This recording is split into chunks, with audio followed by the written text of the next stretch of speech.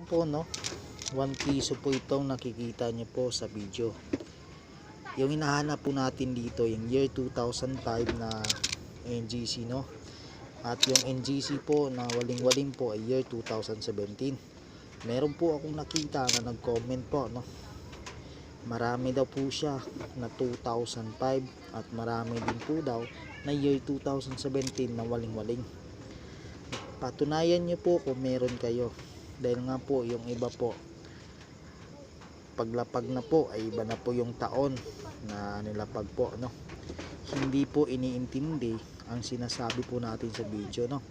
Paano po natin yan, no, paano po natin yan ma-check kung yun po ay hindi po tugma sa taon. Yan yung nagsasabi po dyan na marami kayong 2005 na 1 piso. Patunayan nyo po, no, dito po sa video ito. Dito nyo po ilapag kung meron kayo, no? 2005 na NGC, yan, 2017 na waling-waling, no?